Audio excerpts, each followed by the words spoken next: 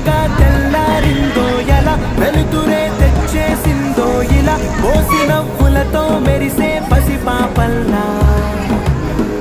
చేదతో బావులలో గలగల చెరువులో బాతుల ఈతల కళ